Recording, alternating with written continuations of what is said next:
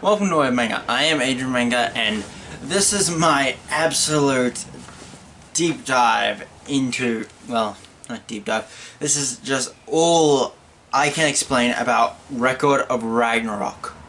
I love this series. I only found it like a few days ago, and it is amazing. Through this video, I'm going to this video has spoilers of Record of Ragnarok.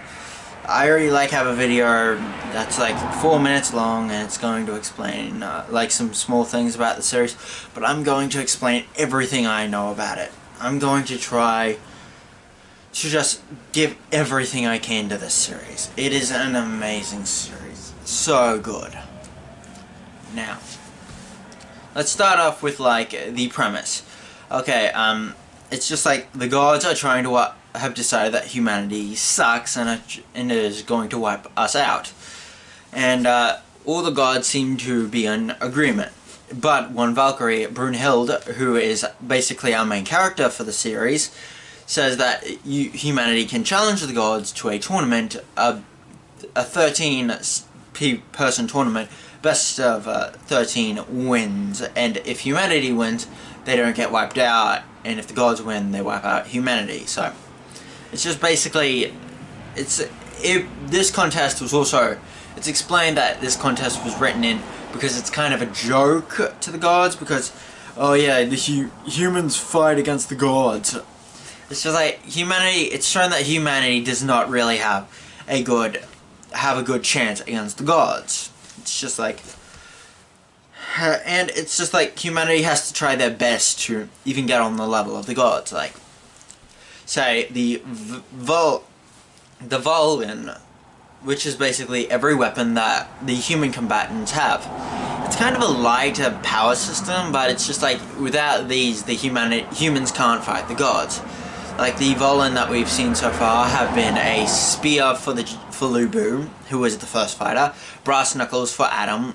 If you're wondering which Adam I'm talking about, Adam from the Bible. We had a sword that split into two swords I hate myself for forgetting this guy's name, but the world's greatest loser. And gloves for Jack the Ripper. Also a fifth one for Raiden, who is the most current fighter. And Raiden has tattoos on his body because of his Volin, which allow him to use 100% of his muscles, which when he was a kid broke every single one of his bones when he took his first step. So yeah. Now, time to get into the first fight of the series. It is Lubu versus Thor. Well, this fight starts in literally chapter 2. It's like, yeah, there's all this other stuff. All the setup is in the first chapter. They go straight into the fight. Lubu is awesome. It's just like, and people have told me, when I found out that there was symmetry, I really did. I watched a video where they explain that each fight has symmetry in their combatants. In the first fight, it's Lubu versus Thor. When you look at Lubu, you think of this wild, primitive, and all this. He's got scars, tattoos. He doesn't look like, he looks like very rough of a person. But when you look at Thor, he looks untouched. He's got long red hair. He just looks like he has not been in any battles, when he's stated to be the strongest Norse god. Now, remember that. And we also do know all the fighters in this series. I will be explaining it when I explain all the fights that have gone on so far. Now, Lubu was given a spear, which allows him to hurt Thor. And what I was told, and what I agree with, is that each of the humans were given stab boosts thanks to their Volins. Lubu's is just like, it does have an ability. All Volins have an ability. I just don't know exactly. One of them is probably the weakest, and that was given to Adam. But I'll explain the fight. It's just like, this is a seinen series. I love shonen. I love shonen and seinen. These series are amazing because you get like the clean cut, and like, I love this. Lubu versus Thor, it is a brutal fight.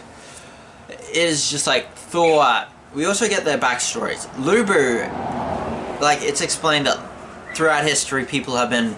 It's also that Lu Bu, being China's greatest hero, he's been a little bit overhyped throughout the centuries after his death. But in this series, all the hype up is actually true, and all the stuff that they made up, all the stuff that actually happened in our history, that is all like stuff made up to make Lu Bu sound like less of a hero. It's just like Lu Bu is the boss, and Lu Bu is one tough motherfucker. He fought in the Three Kingdoms era, which is basically, there are three kingdoms in the area of what is known as China, and they were basically fighting against each other. Lu Bu was the greatest general. He just, he switched sides depending on which side was the most advantageous. Lu Bu was an amazing fighter. And Thor, we get a little bit of his backstory. A while back, Asgard was attacked by Jotun. If you don't know Norse mythology, Jotun are basically the things that came before, say, the Norse gods. They're kind of like the Titans, but they're slightly different. The Jotun are basically considered like the giant, the frost giants, the fire giants, all like those types of creatures. The Jotun are pretty powerful, and 60 Jotun attacked Asgard. They were basically flooring the entire place until Thor showed up and took them out easily. And I'd have to say, Lu Bu is a greater threat to Thor than 66 Jotun. Because it seems like Thor... Because Lu Bu was able to give Thor a big cut across his chest. And Lu Bu is literally seems to have taken more... It took more stress on Thor to take out Lu Bu than it took to take out the 66 Jotun. So I'm just saying, Lu Bu is way stronger than the Jotun. And Lu Bu's Voland also has an ability to destroy, like, shields. We see it when, like, Lu Bu destroys, like, one of Thor's gloves, which is stated to be able to protect Thor from the power of Mjolnir. But in this series, it's false. The gloves are actually to protect Mjolnir from Thor's power. Now, I like that. It's just like, yeah, in mythology, it's all this, but it's just like, you have to anime, manga it up, and I just really like that. And this series is amazing. Like, Lu Bu versus Thor is an amazing fight. And I love, like, how they did, like, Thor's gloves. Like, I don't plan on showing any panels, and I haven't shown any panels in any of my videos, because I don't want to get touched by copyright strikes. That's the explanation of why, and plus I'm very shit at editing, so I'm not even touching panels. But if you just look up the stuff, Thor's gloves looks like a black skin thing, and it eventually just fades off. It doesn't even look like they're gloves, and it's just really cool. Thor, it's just like these black things on his hands, and he just pulls them off, and like, the true power of Thor is terrifying. Thor is an incredibly powerful fighter. And Thor, with a full-powered swing of... Also, Mjolnir, it is amazing how big Mjolnir is. Like, I'm going to explain what Mjolnir looks like.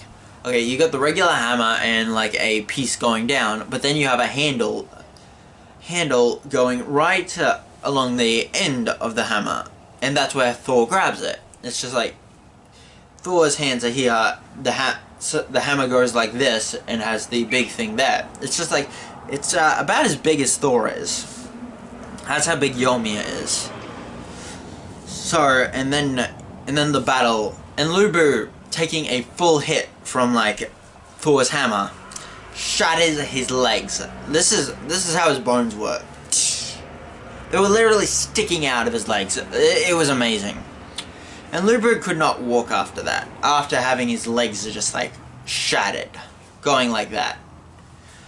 And then, I love it, how Lu Bu's mighty horse comes out, Lu Bu hops on it, and then Lu Bu goes in for his final attack. And we get an explanation on what this attack is. And it is an awesome attack. It's called Sky Eater. It's basically, Lu Bu practiced a whole bunch against the sky, and he was able to split the sky in half. And I really like it. It's really cool imagery. It's like the clouds were all raining, and Lu Bu was practicing this technique, and every time he used it, the spear would break. But with a Volend, it was able to be done.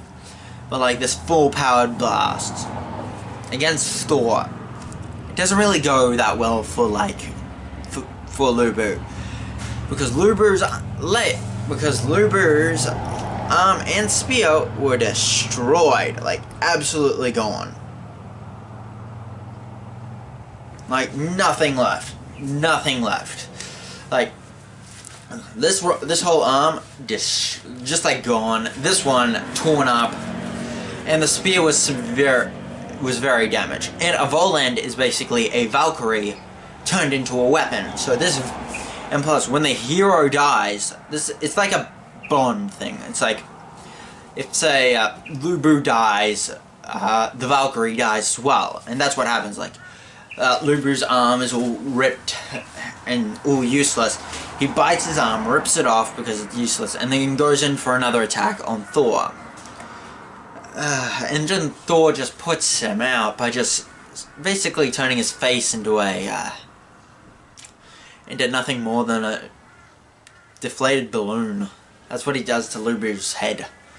And it was an amazing fight, and it just showed how devastating these gods can be.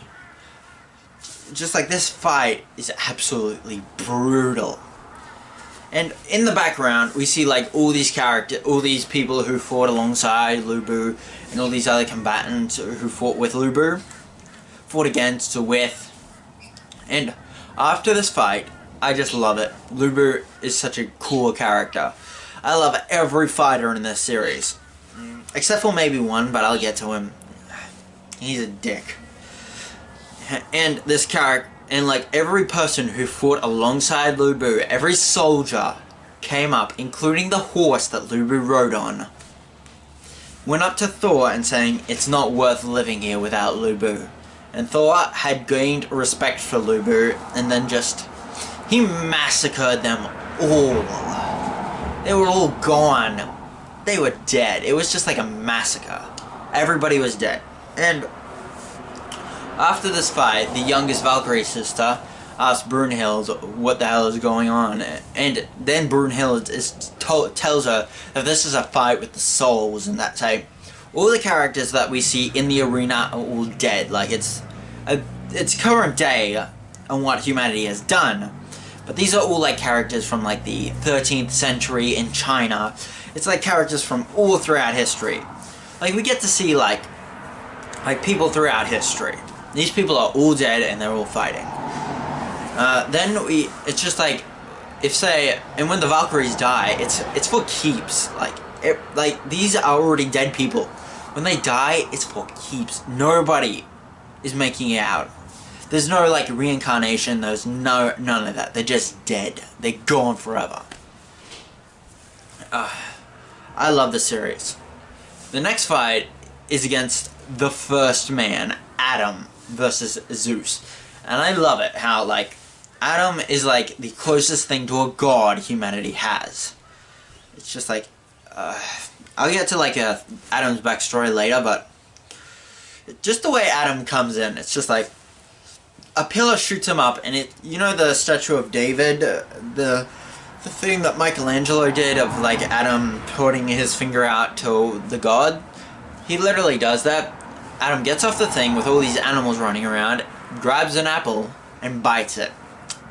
Adam is my favorite character in this series because he is because the reason why he's fighting is the best. There's another character like my second one, Jack, and then Hercules. Like my top three, Adam, Jack, Hercules. I love the characters. Now let me see.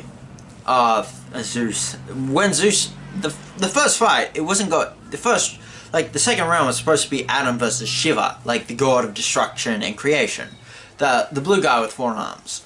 Like the guy we see with 4 arms throughout some parts of the series. And I love it what Zeus does. It's just like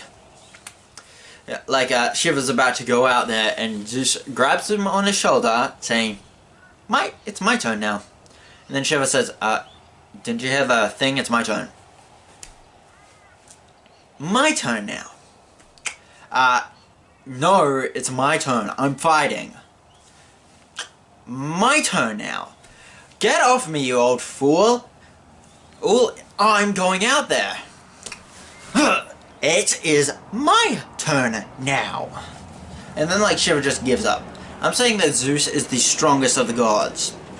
I'm saying that the fight against Adam and Zeus is the closest fight in this whole series. Like it's against the two strongest fighters in this series. There are other fighters who I'm saying that Zeus is the strongest god in this series, and Adam is the strongest human. So it's against the two strongest characters on both sides. Like Zeus, when you see him, when I first saw him in the first chapter, I thought, oh, Zeus, did they really do Zeus this disservice? Because Zeus, when I think of Zeus, I see this powerful person.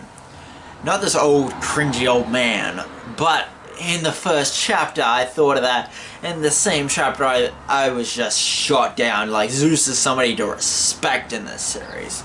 Like, Zeus does look like this feeble old man. Then, he has this dragon next to him in the first chapter. He grabs him with his arm, increases the muscle mass in it to like enormous size, twists the dragon's head and kills it. It's just like, Zeus is somebody not to fuck with. And then like, Adam could have won this fight. I'm spoiling you now. Adam lost this fight. But it's just like, Adam could have won if he would have gotten a better Volend. I'm just saying, Adam got a better Volend, he would have creamed Zeus. Like, it was this close with even the shittiest Volend Adam had. It was like, this close. Now, Zeus comes through with Hermes, one of his sons, fiddling away. Hermes seems to be like the more intelligent guy. Like, we see like Ares, the god of war, which is basically a bitch in this series. He's a bitch in this series. Hermes is like the intelligent guy. He knows what's going on. You respect Hermes more than you respect Ares. And like Zeus is just like, when you see him, all the humans are saying, "Oh, who is this old fool?" And then when Zeus comes out, he becomes buff. He's just huge. And the duality in this fight is that Adam looks like he's a very young person. He looks very young. But then you have Zeus, who looks like this old, feeble man. That's the duality in this fight. Now, this fight is amazing. Like, the first punch that Zeus throws is like, you see how long it takes him. It's like 0.01 seconds. That's how long it takes. And then the second punch, it keeps going back and forth. It keeps increasing in time, and Adam just keeps dodging it. Oh, I should mention what Adam's Volend is. It's like a brass knuckles. It's brass knuckles. And Adam, I don't know what Adam's Volend does, but it's basically the shittiest Volend. I bet, like, I'm thinking on how the fight was going to go. Adam was going to, like, cream Shiva, and then just, like, it'd be an easy win for, like, humanity. But no, this is, like, the toughest fight anybody could ever have against Zeus. Like, Zeus does all these cool techniques, and guess what Adam does? He throws them right back at Zeus. The exact same moves. Like, he does, like, 0.01 second punch, keeps going on, and then uses, like, Zeus's meteor punches that he does, and then uses Divine Axe. And Zeus, oh, we get a flashback with Zeus on how he fought against his father Kronos. He has a punch that allows him to punch beyond time. That is awesome. Now, Adam is able to mimic any, like, Adam is considered the best hand-to-hand fighter in the entire world, in all of humanity. Like, and I have to admit, brass knuckles is a pretty good idea for a guy who's known for fighting one-on-one. Now, next fight. Now to explain why Adam is able to copy Zeus's powers exactly. He has this thing called the Eyes of the Lord. His power is basically to mimic any technique and then just copy it exactly to a T. Now, the next fight, we get Adam's backstory, and it's just like, Adam's wife Eve was basically being molested by this snake god, who basically wanted to basically rape her, and when she didn't, the snake guy basically took the apple, bit into it, and blamed Eve for biting the apple. So, all this, and all these courts of God saying to punish Eve. And when Adam shows up at the court with 2 baskets of apples, bites into them, and then spits them out. And just to disrespect the gods, because this is his wife, and he loves her. And it's just like, and to explain, all Adam really wears in this series is just a leaf. A leaf there. That's all Adam wears. And Eve doesn't really wear anything more. But we also get to see, like, Adam's sons. And also, it's explained that Zeus wonders why Adam is just doesn't seem to be mad at the gods for all he does. And that's the reason why he's fighting. Thinking that you should be mad and that's why you're fighting. And Adam's like, no, I'm not fighting because you gods are trying to you guys screwed me over and Eve. I'm protecting my children. And basically, Adam sees all of humanity as his children because he was the first man. He's the firstborn, so everybody who came after him is technically his child. Him and Eve, they're like the parents of all humanity. So to them, it's just like Adam is like their father. It's like no matter what they do, it's like a father's love is unconditional. That is what Adam is. That's why he's fighting. He's fighting for his children, which is all of humanity. If you can't resonate with Adam, it's just like unconditional love. That is what Adam has. You know that a father's love is unconditional. Now, Adam nearly does win the fight. It's just like, he basically punches Zeus's head the other way around. And then Hermes, Heimdall, like, I should explain who Heimdall. He's basically the announcer for all the fights. I should have mentioned him before, but Heimdall is basically, in Norse mythology, he's the guy who warns of the apocalypse, and in fact explains him as the watcher for the apocalypse. But in this thing, I kind of think they did him disservice as just being like the announcer, but he is the guy who warns of the apocalypse. This is Ragnarok, so I can accept it. And like Zeus literally puts 2 of his fingers and goes this to Heimdall, just saying, I'm not done yet. And then Zeus goes into this like new form. It's like, it's Adamus, which is this form which translates to diamond, which doesn't turn Zeus into diamond. It just like compresses all his muscles down. He looks like he's like he looks like nothing more than skin and bones. But this is like his most powerful form. It's explained that he could possibly destroy heaven with this form. Now, he is incredibly durable in this form. Like, all his muscle. Like, if you see Zeus, all that muscle gets compressed. Now, Zeus is amazing as a fighter. And it's just like, Adam is going tit for tat. Eventually, the eyes of the Lord that Adam has just like give out because he's overused them. And he can't just like keep copying all of Zeus's ability. It just makes him go blind. And then like Zeus just keeps wailing on Adam. He can't see at this point. Adam grabs Zeus and says, "Found you," and then just wails on Zeus. And he knocks Zeus to the ground in his strongest form, back into his weak old form. And Adam is just standing up with his brass knuckles, dead. Adam had died a while back in the fight, but he just wouldn't give up he wouldn't give up. He just kept fighting even when he was dead.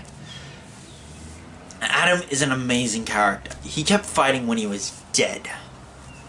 So, but I didn't know how long Adam would have been dead for, but it's just like Adam kept fighting, and he was dead.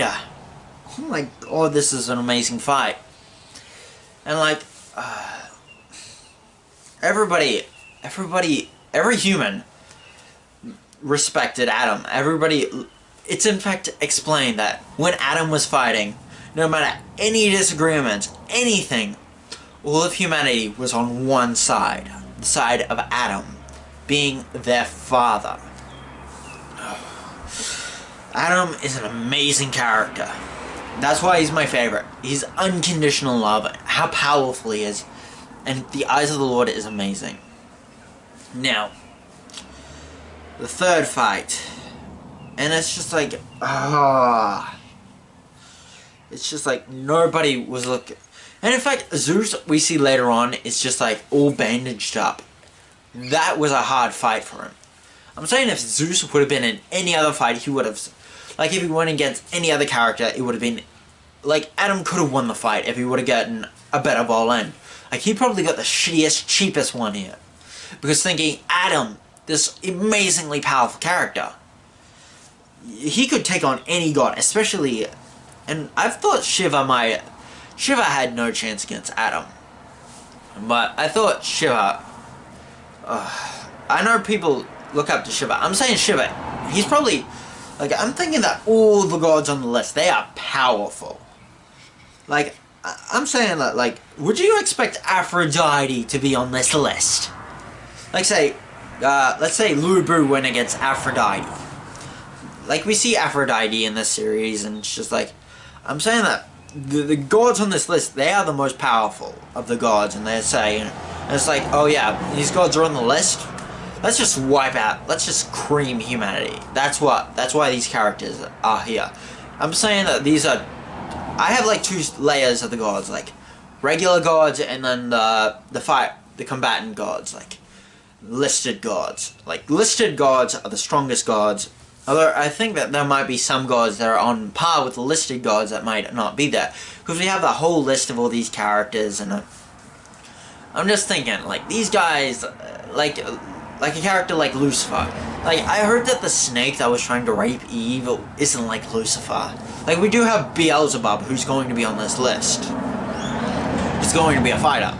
And I'll explain that later. But I'm just hoping that they're like, we'll explain why there might be more gods later. It might be new fighters, but... Okay, the third fight. The world's greatest loser throughout history. And this guy died when he was 25, but when we see him, he's like in his 70s, 60s. Because right now, because of him, he was the world's greatest loser because every time he fought against somebody, he'd give up before all that. He learnt styles. He went against hundreds of experienced swordsmen. He trained. He would always like give up in a fight and just leave the fight. He would just give up. If he couldn't win, he would give up. Like, he can mentally go through fights hundreds of times. Like, well, not hundreds of times, dozens of times. He can go through it dozens of times and just figure out all the possible outcomes. And just like, oh, if I'm not going to win, I'm just going to give up. There's no reason if I get hurt. Say if I get hurt and I have to wait for 6 months to heal and challenge him again. Like, I could use those 6 months to train and then possibly challenge him again. But if I'm not strong enough yet. Like, this guy is an amazing fighter. And I love like the Valkyrie who we got picked with. Like, she's got a split personality. And Brunhild, before the fight, like against like the other girl, before the third fight, she says to her youngest sister, with a smile on her face, "Please shut up. If not, I will remove your head from your body," with a smile on her face. And her little sister is literally like, "There are some things you shouldn't say with a smile on my face. Except with a smile on your face. That is one of them." Like, I love Brunhild. Like, she is a pillar. I will explain this after the fight with Hercules and Jack, but I'm just explaining this whole series, and I plan on doing reviews about this series whenever it comes out. This is an amazing series. Now, next fight. It will be the world's greatest loser versus Poseidon. Poseidon is... I got a few problems with Poseidon, but he's Zeus's older brother, but he looks like he's in his early 20s. How does that work? Like, Zeus looks like this feeble old man in his base form, but Poseidon looks like he's he's in his early 20s. That is not how it works. And he's considered on par with Zeus's power. And I'm having to say that he's lower in Zeus's power, but he's definitely powerful. But also Poseidon could have won his fight. Spoilers, Poseidon loses, but everybody wanted him to lose. He's a dickhead. Okay, I hate myself. Why can't I explain this guy's name? I will have the guy's name whenever I'm throughout this whole thing. I'll have it like the name of this guy down the bottom for the whole fight. Okay, Poseidon versus the world's greatest loser. He is an amazing fighter. Like, this guy trained for years, and it's just like this little kid says, "Oh, my father should be fighting. My father killed that guy, so my father should be fighting." And it's just like his father says, "What are you talking about, kid? This guy is incredibly powerful. The only reason I was able to beat him, you see, this guy has like 2 scars on his face, and both of those scars were because of him. He was like an incredibly good dual wielder, like the guy whose son is complaining. It's just like, this guy is incredible. The first win, it goes to the world's greatest loser, and this guy is an amazing fighter. He just does not know how to give up. He's just like all out, no balls. He has perfect, like, this is how good he is. He may look old, and when he died, he was in his he was like in his 20s, and he was like, he's learned all these different styles. He's mastered them, and he's created his own style, taking every single one in. And it's just like, every single one of the styles that he has learned, he has perfected, improved, and put them all together into one. That is how good this guy is, the world's greatest loser. He's learned every single style. He knows them to a T. Poseidon is one of those pretty boys who looks down on humans. Literally, some of the first words he ever speaks is, "You piece of shit," when he's talking to the world's greatest loser. Fuck you, Poseidon. Fuck you. Because Poseidon is powerful, I have to admit it. And Poseidon could have won. He has he has hydrokinesis, but he never used that once in the fight. But he mainly relies on his full power, on his speed and power. Like, I'd have to say Poseidon is the fastest of the gods that we've seen so far. But he is arrogant and all that. Although, all the gods do fear him because he killed the 13th Olympian. If you know anything about Greek mythology, you know that there are only 12 Olympians. But in this story, they like made up an older brother of both Zeus and Poseidon, but younger brother to Hades. His name's Animus. It's the same name of Zeus's form, which is incredibly powerful.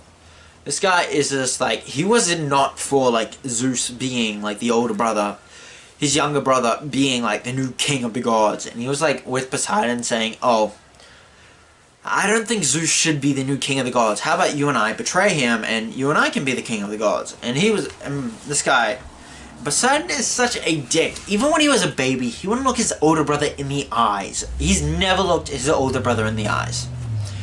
And though this guy was trying to betray Zeus, I actually like this guy more than Poseidon. Because Poseidon is just a dick. Now, the next fighter.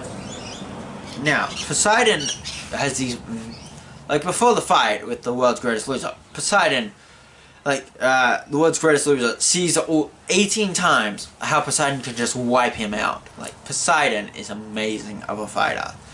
Like, Poseidon is so fast and so powerful. Like, we see him, like, many different after images of how fast he is. He is fast as fuck. Although Zeus might be faster, I'd have to say Poseidon's most, his best quality is his speed. Now, the next fight, Poseidon is on the winning streak. He in fact breaks the Voland of the world's greatest loser. I hate myself for not remembering this guy's name. He is awesome. And like, you think that the Voland is just like broken, so he has no chance, but the Voland has an ability. Now remember that for the next few fights. each villain has an ability. And the samurai sword that he got, is that it can split in two. And the Valkyrie that he had, it's kind of, you could actually think that, oh yeah, it would make sense for this ability for it to split into two swords, because the Valkyrie had a split personality. One that was really, oh, are you okay? Or one that's, oh, fuck you! Fuck you! And it's just like that. Two different sides. And one sword is like the nice and calm side, the other one is the fuck you, fuck you, fuck you side. Now, Poseidon has his arm cut off with this guy's sheer skill. Like, this whole fight is just like mainly been like this, like the world's greatest loser has been on the back end. He's been like falling back, and like he was able to cut off Poseidon's arm and cut his trident a bit, and it was like, oh, that was so satisfying. But when I saw like Poseidon grab the arm with the trident, grab the trident and try to go for an attack, and when the world's greatest loser cut off his other arm, and then Poseidon didn't know how to give up. It's just like he grabbed the trident in his mouth and he went like, and the world's greatest loser said, fuck you, and cut him like down the middle. The first win for humanity. Awesome fight. It's just like Poseidon's physical attacks were like, I'm praising Poseidon on his speed alone, because all the flurries of attacks, they were amazing. Like, all these attacks were like a rainstorm of Poseidons. It was like being flooded with all this speed and power. And Poseidon, the duality in this fight, Poseidon is one of those guys who just gets everything and doesn't have to work for anything. The world's greatest loser is the guy who has to work his way to the top. He tries his best. He does everything he can. He's a smart fighter. And as we've seen throughout this series, the gods are raw power through this series. Like, if any of these people were to fight them by themselves, without villains, without the stat boost that the villain give them, they'd be absolutely crushed, because these gods are absolute power. You get that feeling of absolute dread whenever these gods fight. They are power. Now, time for the fourth fight. Now, the fourth fight is just like all out. It's just like Heracles, this pinnacle of goodness. Like, it's Heracles versus Jack the Ripper. It's just like, you would think, oh, Jack the Ripper? He's literally a serial killer, and Hercules is in my top. He is an amazingly good guy. Everybody loves Heracles. All the humans, all the gods. And like, Heracles was one of the gods who did not want humanity to be destroyed. He loves humanity. It's just like, he's the god of fortitude. He will not give up on humanity. And Jack is just a serial killer. It's like, the announcement for the fight is justice versus evil, evil versus justice. It's like, yeah, this guy is wicked. Jack, it makes you question, should I really be rooting for Jack, or should I be rooting for Heracles? It's a good fight. It's just like, it shows that the first thing that they do in the fight is just like, also, we get to like see people realize who Jack the Ripper is. Like, we get to see William Shakespeare, the guy who wrote Sherlock Holmes, all these like historical 18th century people, the people who were around when Jack the Ripper was around. It's just like, Jack the Ripper is like this suave, elegant guy who's just like always kind of polite, but is a serial killer. Jack's design is that he has like this hat, a monocle, and like a very olden-timey suit. And Jack is an amazing character. The first thing Jack does against Heracles is run away, because to him, oh, and I should mention that in like the previous fight, like in the first two fights, it was just like a plain arena, everybody just fought. But in like the third fight, it's like an arena but surrounded by water, which If Poseidon were to use his hydrokinesis, he would have easily killed the world's greatest loser and gave the gods a point and wouldn't have died. Fucking moron. But in this area, it's all of London in this fight, which really gives you an idea of how big this arena is. It's the whole city of London. And plus, Jack says, "Thank you, Hercules, for letting me decide the arena." The first thing Jack does is run away and, like, just try to... Jack is a thoughtful fighter. Jack runs away and says, and when Heracles runs after him, "Sorry, sir, it is tea time. Will you allow me to have some tea?" And Heracles just comes over pissed. But Heracles notices, like, ooh, a string. Heracles grabs it, and it's a tripwire, and knives all come towards him. Good thing that these are just normal knives, and they don't do anything to Heracles. They just bounce off him, this being the actual first showing that, yeah, mortal weapons won't hurt the gods, like, won't pierce godly flesh. And then we get, like, Jack's Voland, which is a giant pair of scissors, which is not really his... I'll explain what his Voland is. The first explanation of what his Voland is a giant pair of scissors, but that's turned out to be bullshit. His second one is, like, these two bags, which are supposed to be full of his weapons. But that's bullshit as well. His real Voland are the gloves that he wears. His Voland's ability is to turn things into Volans. And, like, Heracles uses, like, the 12 labors as Hercules, 12 labors of Hercules to fight. Like, he has this club that the first labor is basically the Nemean lion, the basically invincible lion. Then you have, like, all these other labors. But I don't really like it how Heracles only uses, like, a handful of labors instead of all the labors that he has. They're all basically the same, like the Nemean lion, the eagle, the bull, and, well, Cerberus is different, but the 12th labor is awesome. It's just like, Jack eventually does show, like, eventually Jack does try the throwing knives at Heracles again, and Heracles just doesn't block it because, screw it, they won't hurt me, and they all dig into his flesh. It's just like, everybody's just questioning, how the hell are these knives hurting Heracles? It's just like, I think Jack's Voland is the best one we've seen so far, because I say that Jack is the weakest fighter in this whole thing. Well, the second worst, but I say that the best Voland will be shown soon. Will be shown in another fight. Like, Jack's Voland is the most powerful, and Jack is a very smart fighter. We also figure out, like, when Jack's monocle gets knocked away, Jack's eye is revealed. It's like two different colored eyes. But his eye, right here, allows him to see colors. Allows to see emotions as colors. Now, I'll get into Jack's backstory, and then I'll get into Heracles'. Jack's backstory is that his mother was a whore, basically. And his father was a person who promised to come back and help her. And she basically kept Jack around.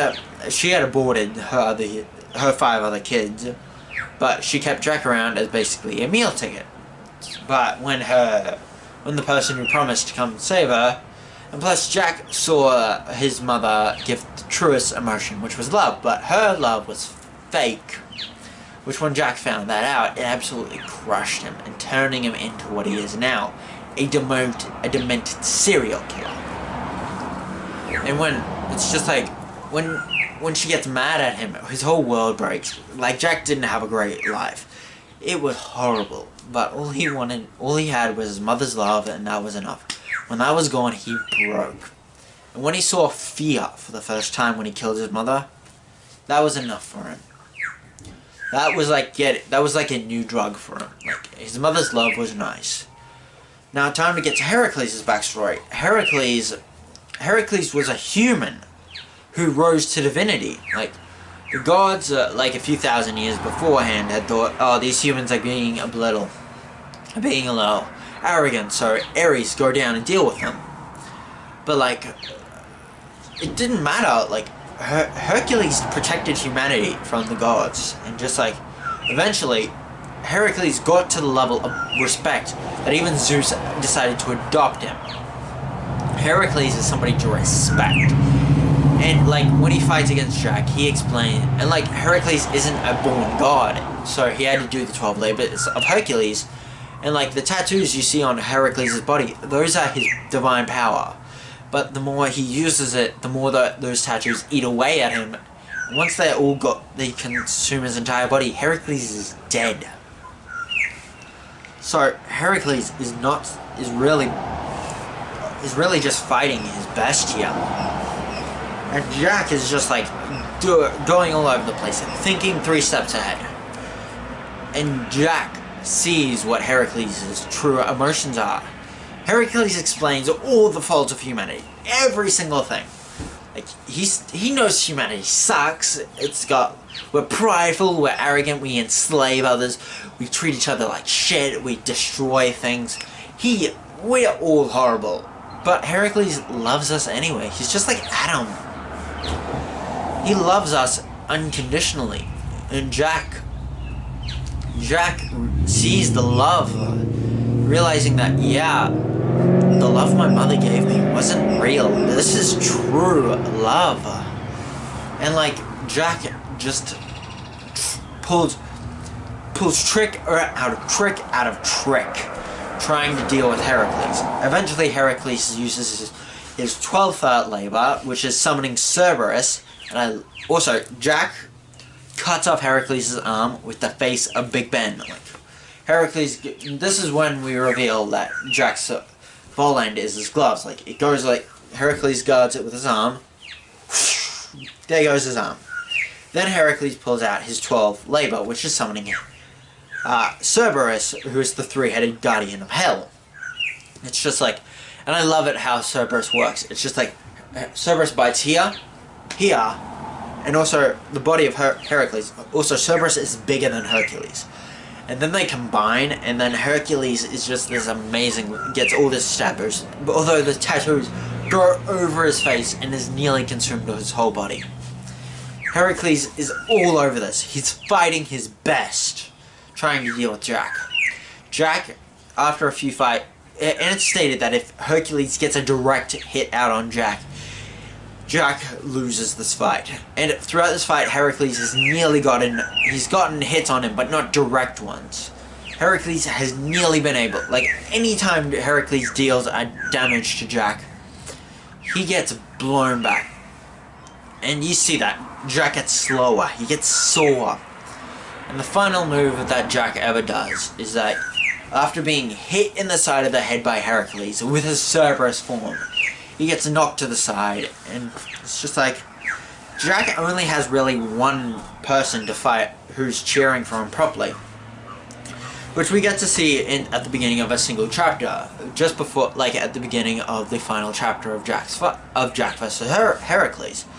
One of the whores who was at Jack's, who worked with Jack's mum, came in and saw what happened to Jack and his mum, thinking that this boy was never taught love, this boy was never taught fear, so he doesn't know what to do. She puts down her bottle. It's just like, I think she thinks of Jack as still that little boy who needs help. That's what she thinks of Jack. And Jack still kind of is that boy who needs help, who needed that love from his mother. And in fact, Jack's greatest dream before he defeats Heracles is just like, he sees this daydream of him running down the street, his mother and father are together, people are happy to see him as a child, and that's just his dream. And it's just sad for Jack. You feel bad for Jack. He may be the serial killer, but he feels compassion. Jack goes in for a final attack with this spike. Oh, I should mention this amazing move that Jack does. After Heracles goes into his Cerberus form, Jack tries to kill Heracles by crushing him with a building. Jack does a very dangerous maneuver by ramming himself with a railing fence, but with a fence, with one of those spiked fences, and it really hurts. And Jack cuts this fence and takes it away. and takes it out of him, just being incredibly sore, and hides it. Tries to crush Heracles with the building by touching it with his gloves, turning it a volant. Touching his cloak, slashing the building, and then having it fall down on Heracles. Just nearly escaping. But Heracles is not going down that easy. Just Heracles knocks Jack around. Jack is nearly dead. Jack goes in to try to stab him with the fence spike that he grabbed, and Heracles tries knocking him down, but they both nearly miss, nearly. Jack is about to fall down on the ground. Heracles has his arm up, about to swing down to end it. Jack puts his foot out, has his hands behind him, and then goes forward for the attack. His gloves have blood on them, so that blood becomes a volant, which is how it's explained, but I'm saying that the two volants with the blood and the gloves were able to pierce through Hercules' chest and kill him. And Heracles could easily have just killed Jack at any time. It takes him a while to die. And Heracles, it's stated that Heracles could at any moment just slash Jack's head off. But no. Instead of killing Jack, which Heracles says that if he would have won the fight, he would have campaigned the gods to try to help humanity. I don't really see how Heracles could have really convinced all the gods. No matter with all the respect he has, he couldn't have gotten all the gods to save humanity. So my thought is that Heracles won this fight, even though he did technically lose. He technically lost. Jack did kill him, but Heracles won. He won fortitude. He won respect. He got the respect from Jack. And everything else. He was able to help humanity. That Heracles won. And he could have officially won the fight.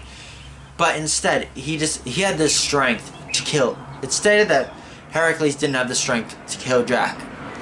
Although he did have the strength to embrace Jack. He gave Jack a hug before he died. And Jack won.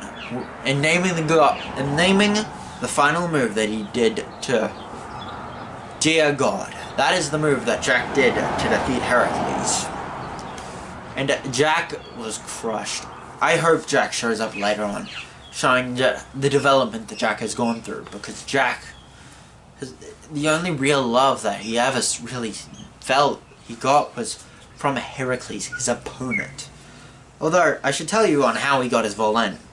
Normally volant are meant to be bonded, but I don't know how to spell this name, but it's like a pretty little girl, but Jack is just this terrifying figure. He comes up, scares her, and turns her into his gloves. He is terrifying. And after the fight, Jack is covered in blood, and then this is the first time we saw it before with the sword, but we get to see Jack's gloves return to the Valkyrie. And she's all covered in blood because, well, she was the gloves, and she's probably covered in both Heracles and Jack's blood, so I'm guessing she's gonna go for a shower. That's what I do. And Jack just feels Jack is just I don't know, and I love it how Jack ends the fight. It's just I wonder what color I am right now. Because Jack is just feels so depressed, because he feels sad for killing Heracles. He doesn't even know what sadness is, because he's never felt it before. He feels sad for killing Heracles.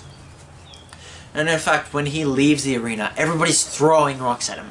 Everybody's crying because you killed Heracles. Bring him back. Bring back Heracles. You should have died. And I do see that. I do have to agree. I would have loved Heracles to have won the fight, but I see that Heracles did win the fight. It's just, if he wouldn't have done any of that, he preferred to love Jack instead of ending him. I just feel real bad for Jack. And Jack accepts the abuse. He accepts it because he feels the same way about himself. And in fact, one of his wishes is that he would wish Heracles back. Not his mother, not his father, not anybody he killed, but Heracles. He wants Heracles back. And now, this fight was amazing. I love it. It's like one of my favorites. Now, time for the 5th fight. This one has only recently started. It was against Shiva and Raiden. I love Raiden's introduction. He is amazing. There's like this huge door, Brunhild opens it up with her little sister, like her youngest sister, and they come in, they see all these towers of plates, and then they look forward and they see a bed with all these different species women, and this huge man. This is Raiden. This guy is literally the embodiment of desire. That's what he's called, the embodiment of desire. He's a sumo, but he doesn't look like a sumo. He looks really buff, and he looks like a normal bodybuilder. And this guy is enormous. He dwarfs. I'd have to say he's like 1/3 taller than Brunhild. Like, he's a third taller than Brunhild is. And he's pretty big. And then like the third oldest Valkyrie sister shows up, and she's even taller than like Raiden. And Raiden's just like, I love big girls. Like, this guy does not care. Like, he would be perfect in the world of interspecies. He'd be one of the guys. He would join the 3 guys in interspecies reviewers. Yeah, I know about that show. I haven't watched it personally, but I know about it. So like Raiden has like, he's like this guy who has like all these muscles. Like, when he was a kid, when he took his first steps, he broke all his bones in his body because he's got like all this muscle building. His parents put all these seals on his body, and his Voland is like all these tattoos on his body because we see him naked. Well, yeah, naked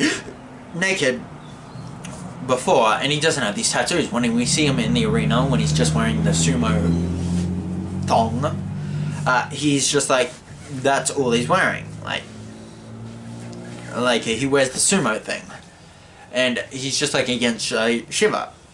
And I love like his introduction, like all these sumos, like the traditional sumos, just like doing sumo stomps towards him, and like all these banners for like, it's basically like product placement in the arena. It's just like, sponsoring Raiden. I just love it. I also like Shiva's introduction. It's not a bad introduction. It's just like he rides on a bunch of elephants, and he's like the creator and the destroyer. And it's just like Shiva has gotten shafted 2 times. Like, he was going up against Adam, and then he was going to go up against Jack. Yeah. This fight is really good. Well, we haven't really seen any of this fight. Like, we've seen Raiden do 2 leg attacks against him. And we also, in the last chapter, has been revealed that Raiden broke all 100 seals because of his Volan. So, that's what's going on.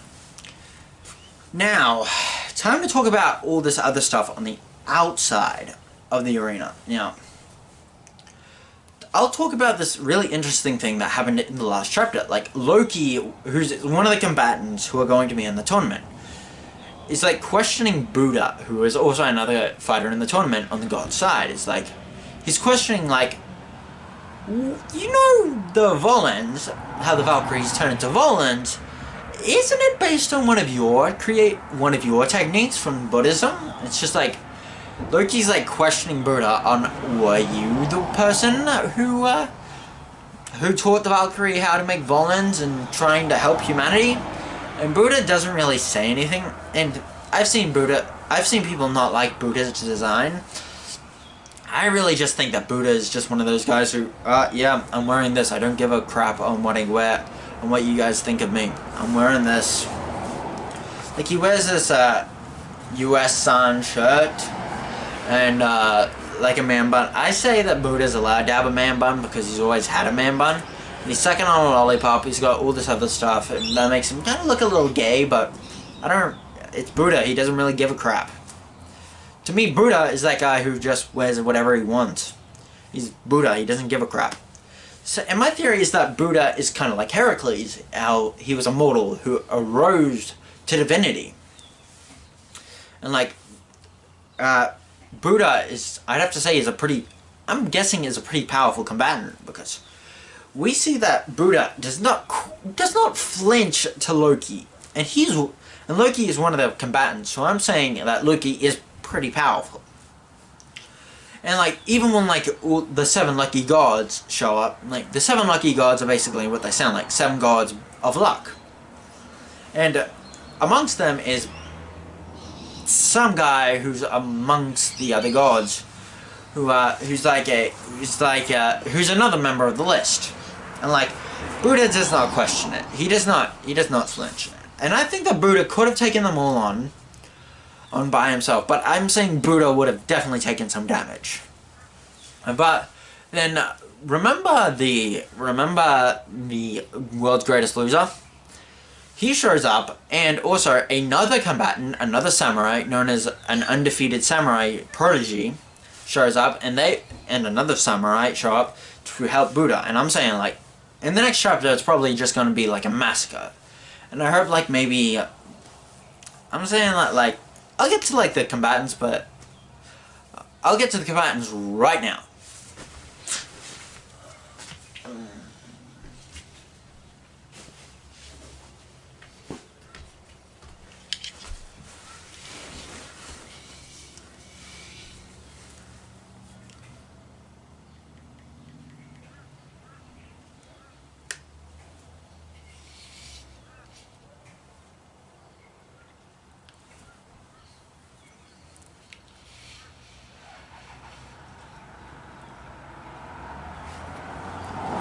Okay, the combatants are, on the heavenly side is Zeus, Buddha, Loki, Apollo, Poseidon, Susanoo, Thor, Bishamon, Ten, I